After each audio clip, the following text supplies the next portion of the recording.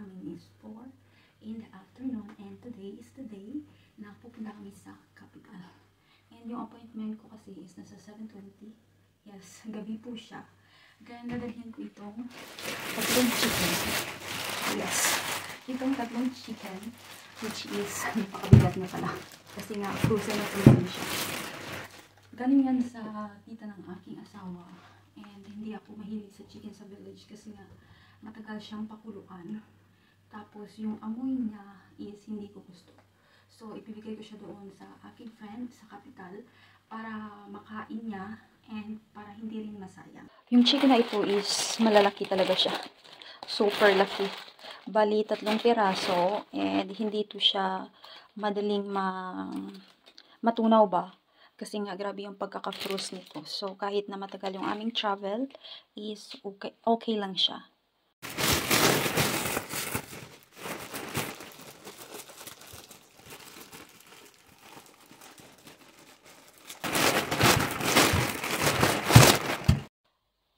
Ito rin is aking dadalhin sa aking friend.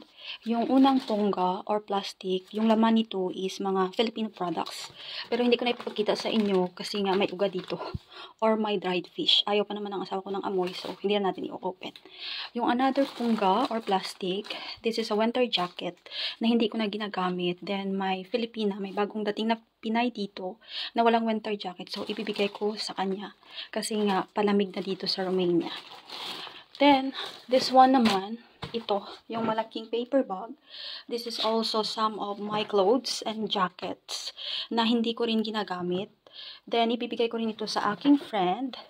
And kapag may nagustuhan siya dito, or yung iba na hindi niya gusto, is sinabi ko sa kanya na i-donate niya na lang sa my Filipino community. Para naman yung ibang mga Pinoy dito na walang mga damit ba na pang winter is may maisusuot sila.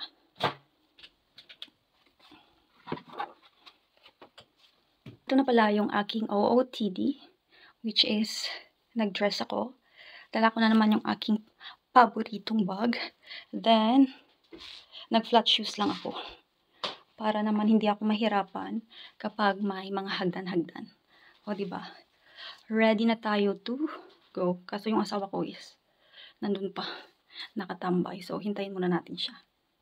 Then, nagsuot na rin ako ng jacket kasi feeling ko malamig talaga today. See, lots of stuff. Dumaan pala kami dito sa may flower shop na paborito naming binibilhan ng aking asawa. Then, bumili kami ng 2 flowers na ibibigay namin sa boss ng aking friend. Kasi nga, ang dami niyang binibigay sa amin. So, ito na lang yung aming ibibigay sa kanyang as a gift. Kasi hindi siya mahilig sa mga foodie, mahilig siya sa flowers. So, sabi ng aking friend pala, instead of food, flowers na lang. Diba? Ang ganda. Look at this. Smooth and galban. Ganda talaga na nagdala kami ng jacket kasi malamig na talaga siya. Yung aking asawa is bumili siya ng aming makakain sa daan kasi mahaba yung aming biyahe. Aabutin kami ng mga 2 hours. Ito pala yung tinapay na binili ng aking asawa na donut or gugos yung tawag dito sa row. Inumpisaan ko ng kainin kasi nga gutom na ako. Tapos yung aking pantulak is itong Fanta.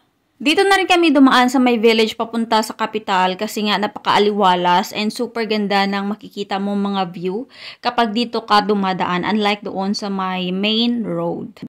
Papasok na tayo sa capital kasi dadaanan na natin itong pangmalakasang nilang tulay. Tapos, tingnan nyo naman yung traffic. Ito talaga yung kalaban mo kapag pumupunta ka sa capital, especially kapag machina or sasakyan yung gamit. 20 minutes na lang at makakarating na kami sa clinic kung saan doon ako magpapacheck up.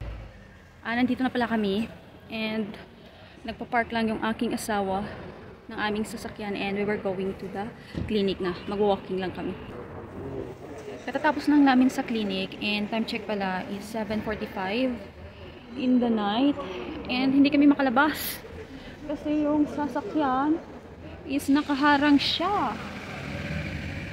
Ito talaga yung problema. So, Hinahanap pa ng asawa ko or tinatawagan niya yung may-ari para makalabas kami dito sa may parking area.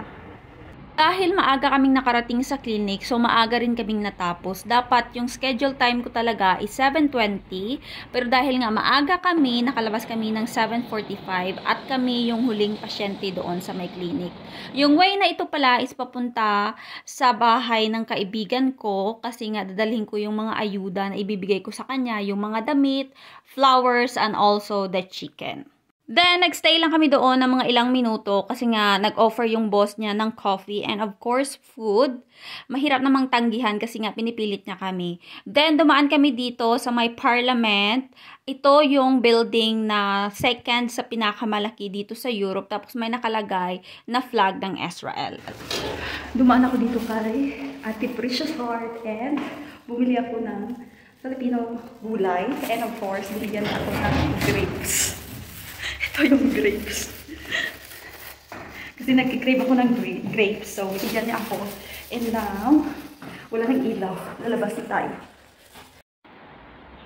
Yan yung mabait na nagbibenta. Dito na ako sa labas. Pupunta na ako sa aming sasakyan. And, uuwi na ako. And sa Ate Precious, yun sa itaas. And, marami tayong mga bit-bit na gulay para masustansya yung ating kinakain. Asawa ko is nandito. Ang saya-saya talaga ng puso ko kasi nga nakabili ako ng Filipino food doon kay Ate Precious. Maraming salamat Tapos nadaanan namin itong Uniri Park. Dito kadalasan nakatambay yung mga Filipino kapag Sunday. And super ganda ng kanilang fountain, di ba? May different colors. At ito na nga, pa-exit na kami sa capital. But of course, tingnan nyo naman yung napakagandang tulay na very colorful.